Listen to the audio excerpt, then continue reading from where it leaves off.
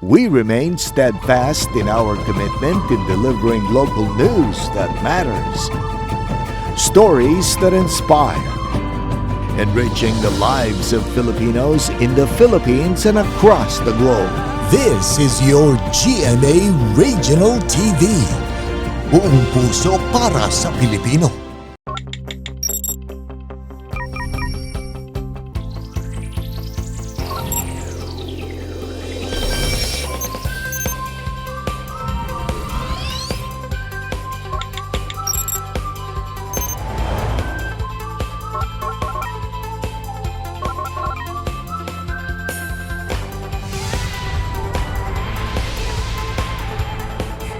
Kini ang GMA Regional TV Live. Good morning kanatong tanan mga kapuso nga nagikan sa bisan asang dapit din sa Central ug sa Eastern Visayas regions. Kumusta man mo kapuso? Welcome sa GMA Regional TV Live. Ako inyong kapuso, Nico Sereno. Karong buntaga, puno sa inspirasyon ang dalit namo kaninyo mga higala kay makauban ta. Rising fashion designer din sa Sugbo, walay lain pa si Axel Cue atong sayran ang iyang mga humble beginnings. Samtang laing istorya sab atong kakuhaan og pagtulunan, makauban taon niya kini usa ka college graduate nga mas gipili niya nga manarbaho isip mag-uuma. Ngano kaha? Kana ang dunga natong sayran karong taon-taon. Samtang sa Biz Talk mga kapuso, makauban taon niya usa sa mga cast sa atong angayang atangan nga Agimat ng Agila Book 2 kung kinsa siya atong ilailahon karong taon-taon. Samtang higayuna mga kapuso sa mga nangita diha og bag-ong recipe alang sa ilang barkada, pamilya o sa bisan unsa mang mga okasyon, aduna na ikadalit nga cooking segment alang kaninyo.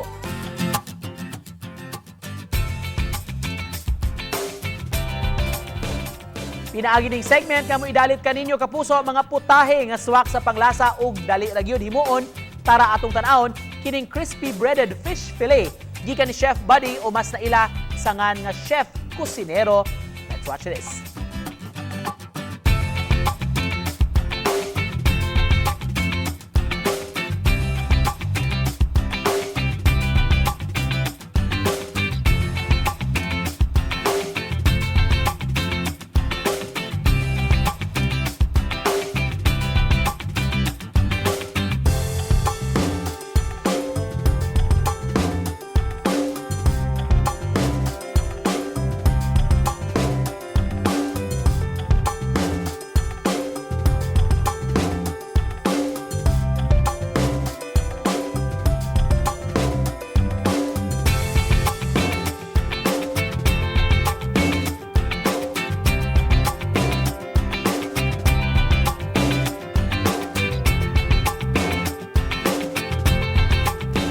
Kalamin ni matong putahe mga kapuso sa mga kapuso nato diha nga gustong mo share sa ilang gipasigarbo nga recipe, i-post lang sa inyong FB account ang proseso sa pagpreparar niini gamita ang hashtag GMA Regional TV Live ug hashtag Lami Siya Express sa kagayunan nga kamo nasab ang ma-feature sa telebisyon. Okay, nabusog naman ta kapuso sa giluto ni Chef Buddy dungan tang sayran karon ang karakter nga dad-on sa kapuso actor nga si Kim De Leon.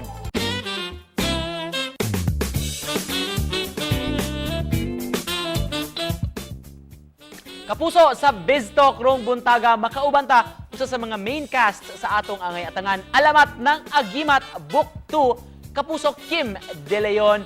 Good morning Kim, welcome back sa GMA Regional TV Live. May we know Kim, what are your morning routines? Yes, good morning po sa lahat ng mga nanonood dito sa GMA Regional TV Live at sana po ay nasa mabuti kayong kalagayan ngayon at happy viewing po sa inyo. Thank you so much for having me. Morning routines, siguro that implies only if magising ako ng morning, no? Pero usually, pagkagising ko, I check my phone to see what's up, kung may updates sa work or sa relatives, ganun. And syempre I get up and check kung may food. If wala, I'll cook and eat, and then basically I'll take a bath and go on with my day. Yeah, so that's it. For a fresh start this fresh year, may aabangan kami from you. Of course, Book 2 ng Agimat ng Agila. Please tell us what's going to be your role here, Kim. Yeah, I'm so blessed na nakasama ko sa Book 2 ng Agimat ng Agila. And my role, my character is a young boy named Jumong. Yeah, isa siyang who will end up in Nanay Berta's house. At doon niya mamimit si Gabriel and si Senator Bong Revilla. Kumusta? Ano mga preparations mo na ginagawa mo for this Book 2? Honestly, hindi ako masyado nakapag-prepare kasi itong role na to, natanggap ako biglaan lang. It was like a day before the final pa-audition na nila. Pinaread ako, sinabihan ako na may paparead daw sa akin. Kumusta naman ang samahan nyo sa set with the rest of the cast? Actually, ang kasama ko palagi sa eksena is si Miss Elizabeth Oropesa. And she treats me well. Sobrang bait niya sa akin. Ginaguide niya ako and parang in-encourage niya ako if yung good ba yung ginawa ko. Eto, Kim Halets, will ask you to describe your co-actors in just one word. Let's start with Mr. Bong Revilla. Mighty, yeah.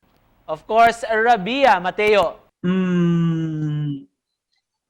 Universal. Pwede ba? Yeah. Sanya Lopez. Beautiful. Yeah, just beautiful.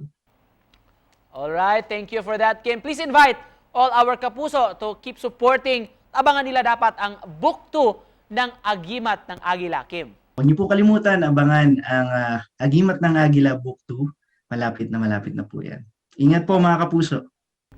Thank you so much for joining us, mga kapuso. Good vibes, kauban ng kapuso actor, Kim De Leon. Thank you, Kim. Ubalik pa mi kapuso, tutok lang. Kini ang GMA Regional TV Live.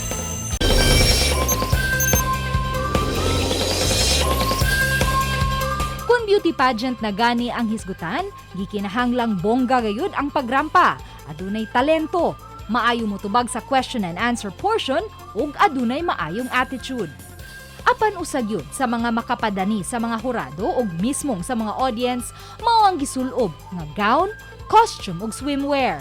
Mao nga adunay costume designer nga nagpaluyo niini sama ni Axel Cui kinsa mao'y nagpaluyo usab ug nagbuhat sa mga costume nila ni Miss World Philippines Tracy Maureen Perez ug Miss Universe Top 5 Beatriz Gomez. Karong buntaga, atong ila-ilahon ang bantugan nga costume designer nga si Axel Cui dinhilang sa GMA Regional TV Live.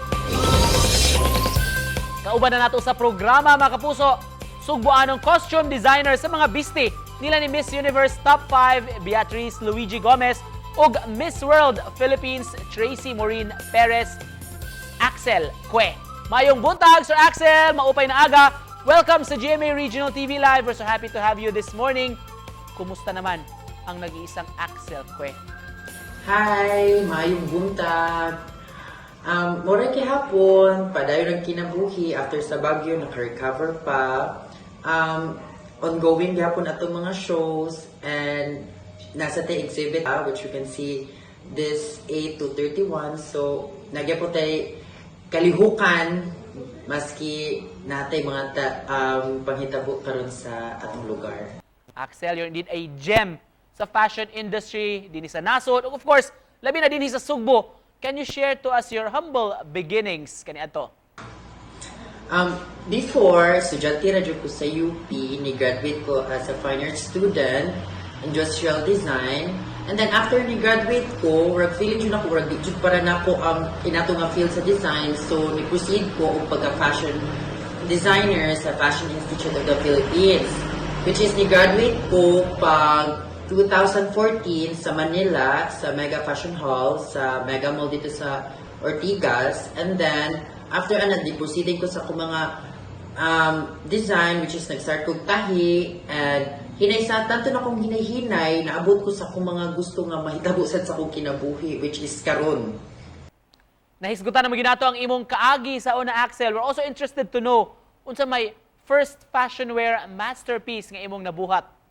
So I can recall ang first na masterpiece na akong gihimo is akong entry sa Cebu Young Designers Quest, which is nag-champion ko ato, and I was so grateful na nisuway sa ko ato kay dito na ko na-open nga pwede sa day ko nga mubuhat og mga design nga dili ra pang casual, dili ra pang mga gown-gown, also sad sa avant-garde, which is naka-open sa akong mind nga napadjud daghang possibility nga mabuhat dili ra mga basic nga forma o silhouettes na mabuan nimo sa pag-eskwela sa usa ka fashion designer. So dito nagikan tanan akong gibuhat which is makita ninyo karon.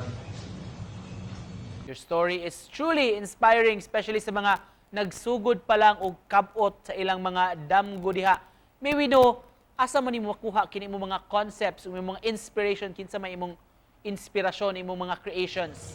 Of course, mag-una jud ta sa family, dahil ko magpag-usog na ko nga magbuhat og mga bag-ong sinina.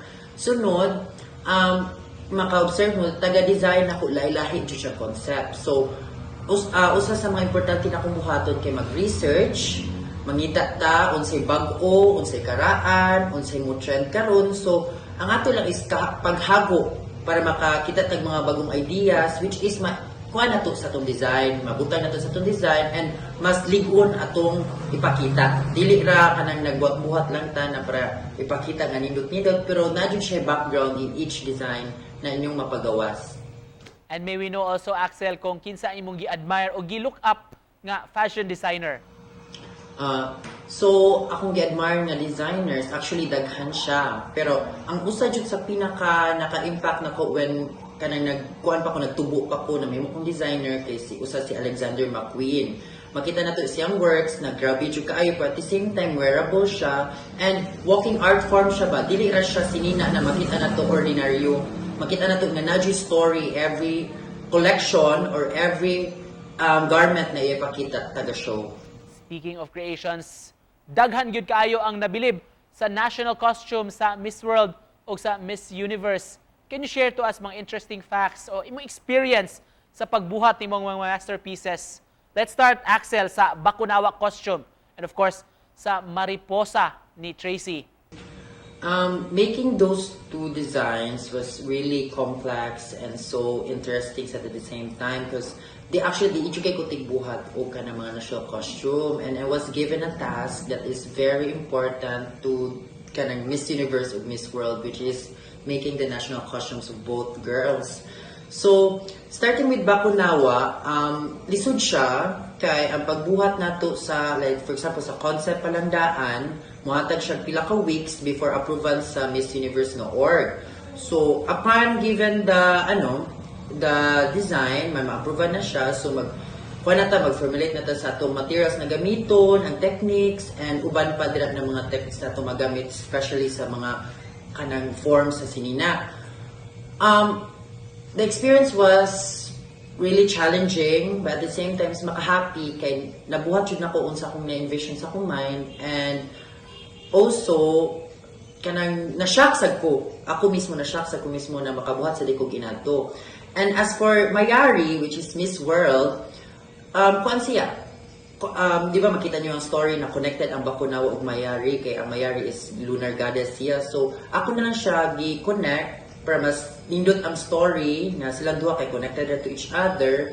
And through the making nako sa Mayari, like sa siyang technique niyo makita, grabe sa kay effort, grabe kay ang pag-detailing. So, pares ako experience making sa Bakunawa ug Mayari. And both creation was made 2 weeks each prior sa ilang competition due to sa kagamay og time na gihatag nila para magbuhat.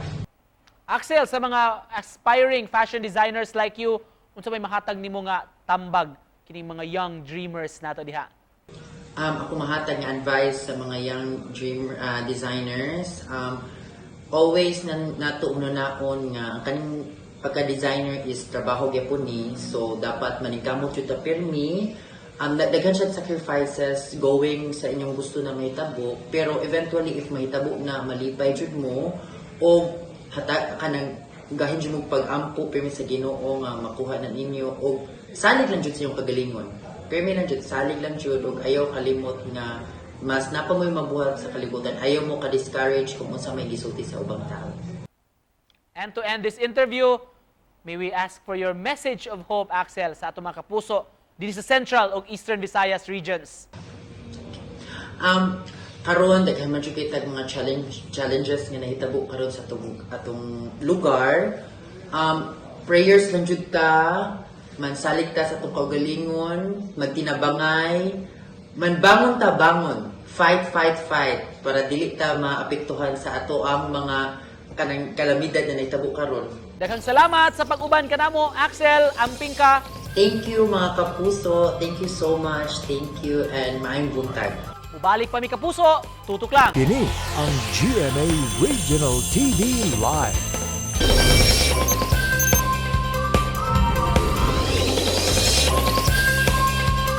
Daghan ka nato ang gusto nga makaeskwela aron atong makabot ang atong mga pangandoy aron human makagradwar, makatrabaho o baka makanegosyo. Sama na lang ni Jethro Sekretarya nga migradwar sa kurso nga Tourism Management sa usa ka universidad dinhi sa Sugbo. Apan inay nga mopadayon siyang pangandoy, iyang gipili ang simple nga kinabuhi sama sa pag-uma. Ug ngano kaha, ato kining sayran, pinaagi sa atong pagpakikinabi kaniya dinhi lang sa GMA Regional TV Live. Talagsaon gyud kapuso kini ang istorya, proud mag-uuma bisan pa man kung natapos siya og kolehiyo, makauban nato siya sa programa mga kapuso. Jethro Sekretarya, mayong buntag ug maupay na aga Sir Jethro. Welcome sa GMA Regional TV Live.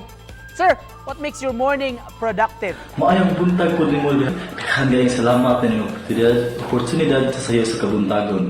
Ang nakapahimo o productive sa akong adlaw, mao ang grasya sa Ginoo nga gihatag kanako nga maayong panglawas para sa mabuhat nako ang akong bulhaton sa matag adlaw sa akong pagpanuma. Why do da kinahanglan gyud animo sir kay you have a long day ahead of you isip a farmer. But sa di pa nato nahisgutan, Jethro, let's talk first about your course nga nahuman nimo sa kolehiyo. Can you share to us this one? Well, let's talk about my profession. Nag-graduate ako ko sa samang tunghaan sa gigraduatean sa akong mga igsuon. Nag-graduate ako sa Cebu Normal University, Balangban Campus sa kursong Bachelor of Tourism Management ni atong year 2018. How about sa imong mga igsuon? Unsa may trabaho panginabuhian nila karon? Ito na ko'y tulo ka mga igsuon. Ang among kamagwangan, napektuhan po sa pandemya, nauntangan sa akong trabaho. So, nangita sa alternative way to earn is so siya online selling og mga kakanin ang La Merienda Nativa. Kauban ang iyahang partner sa negosyo. Ang among kaduhangan na nga lalaki, ang usa karon ka loan processor sa Rafi Microfinance Balangban Branch. Ug ang katulo, private school teacher before but due to for personal reason, ni decision siya nga mahunong mo sa unang pagkabisi sa trabaho sa balay o uban niya ang mga responsibilidad sa simbahan. Ikaw isip college graduate, Sir Jethro, wala ba kami suway og trabaho pang-apply nga align sa imong kurso nga natapos? As a tourism graduate, gusto ko kung trabaho in hospitality industry. O sa pag-graduate ako, pag 2018, ni-school ako o food and beverage attendant sa Magsaysay Center for Hospitality and Culinary Arts, which is aligned ako sa akong course. Nagalit ko pag last January 2020 and mapalit ako pagbalik sa unang hotel na akong gadgetihan. Apan may abot ang pandemic, kung gusto sa pinakadako ng epekto sa pandemya ang hospitality industry. Musa mag-listen namin o pang-apply kay tungod sa mga paghitabo. O ditong nga higayon nakita nako nga usa nga wala maapektuhi kaayo sa pandemya mao ang pagpanguma. Busa ni change ako og ang path nga gisubay kung nipili ko sa pagpanguma kay dili man pudlayo kanako dili ko nako ilisod og pag-change kay naala naman ako sa sauna pang panahon nga wala pa ko nagplano og trabaho og lain. Karon hisgutan ta kini imong napili nga passion, ang farming, kundi nag-viral ang imong post sa social media sa Facebook Nganong mas gipili man nimo Jetro nga mamahimong farmer o kinsa may nag-aghat nagtukbo nimo ini? Ako sa ka-farmer, proud ko na susama sa kiniha nga gihugman ako ang pagpanguma. Dili lang kay makahatag kini og mga basic things sa akong pamilya, kundi dili po ang pagpanguma makahatag na ko talag sa akong galipay or let's just say sense of fulfillment or satisfaction nga makakita ko sa akong mga tanong nga maayo og tubo o may harvest malipay ako ana. O aside from that, nagpasalamat po ko sa akong mga ginikanan nga wala po nila sa sa away nga or sa trabaho nga akong gipili kay ilagay akong suportahan kung unsa man ang akong gusto. Karon nga napili ni nimo unsa may mga challenges, mga giagian nimo mga hagit nga kasagaran sa masugatan isip usa ka farmer. Daghan kayo mga challenges nga pwede mong magian isip usa ka mag-uuma. Usa ni ana ang pagkamahal sa mga equipment. Nga maong tayo makadala ka na mo og mas dali nga trabaho isip usa ka mag-uuma. Apan dili tayo maka-afford na ana. Ilabi na namo mga ordinaryo lang. O usa sa mga challenges ang mga natural calamities like El Nino or Bagyo. Kay dili na to mapungan ug unsa ilang magadaot nga madala igabot ng mga panahon na. Ug usa sa mga challenges na unpredicted prices ang mga baligyaon. Nga ang mahal ng mga baligyaon karon pwedeng ugma o sulod mga adlaw pohon barato na sa.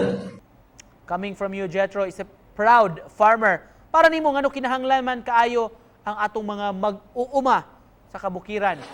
Dako dyan ang papinaigampanan sa mag-uuma sa katilingban o sa pag-maintain sa balance sa ekonomiya. Una sa tanan, ang daghang nagkalain nga produkto ang pwede ma-produce sa mga mag-uuma. Usa ni ana ang produkto sa mga utanon o vegetable farming. Ug dili na to ikalimot nga usa na kini sa atong mga pinahanglan mga adlaw. Bugang usa ka mag-uuma makaproduce og usa ka basic needs sa tanan. Imagine what the world would be without the farmers. So unta makahatag unta kita bili o pagrespeto sa atong mga igsuon nga mag-uuma diha sa kabukiran. Daghan gid kayong natandog sa imong istorya. Very humbling conversation, Jetro. To end this interview, unsa may mensahe nimo sa paglaom alang sa atong mga kapusong Bisaya dinhi sa Central ug sa Eastern Visayas regions? Dako kayo nga oportunidad nga akong gamiton aron mapaambit kanila ang paglaom nga akong ikuptan isip usa ka mag-uuma. Sa atong mga kapusong Bisaya dinhi sa Central ug Eastern Visayas, kitag tanan nakatagamtam og mga pagsuway ug kalisod sa atong kinabuhi ug sa atong pagpanginabuhi. Ang mag-uuma ka man, trabahante ug bisan sa mga negosyante, apan awhagog ka mo sa pagbaton ug madasigong kasing-kasing nga pagbaton ug pagpadayon nga pagpadayon sa pagpaningkamo alang sa paglambo o alang sa mas malambuon pa nga ugma. Apan importante usab kaayo sa atong pagpaningkamot nga molambo sa atong kinabuhi nga wala lang unta kita ilang tawo nga mayatakan sa ilaw pulo sa atong katunog. Daghan kay salamat Sir Jetro for joining us ug of course saludo kayo minimo ug sa tanan natong mga kaigsuonan nga nagpugig yun sa natad sa agrikultura. Amping Jetro. Daghan usab kayong salamat og sa atong mga kapusong Bisaya dinhi sa Central ug Eastern Visayas. Ako si Jetro Secretaria, I am a proud farmer. Respeto lang, peace out. Karubutaga mga kapuso na ila-ila nato ang Sugbuanong fashion designer Axel Cue ug nasayran unsa iyang mga istorya ug inspirasyon niya na makapahingang hagyod nga mga masterpieces nga gisulob sa atong mga makapabilib sab nga mga Sugbuanang beauty queens. Nakauban sab nato urong buntaga ang college graduate nga si Jetro Secretaria nga mas mipili niyang passion sa farming o agrikultura ug ang iyang natampo dili lang sa iyang pamilya apan sa tibok katilingban.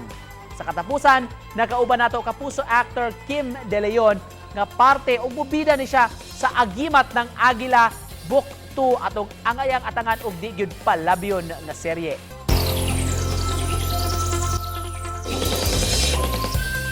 Kapuso si Axel Cue usa lang sa atong mga gipasigarbo nga mga designers dinhi sa Sugbo ug padayon gyud nga mibida sa talentong Bisaya dili lang dinhi sa Pilipinas apan sa tibuok kalibutan.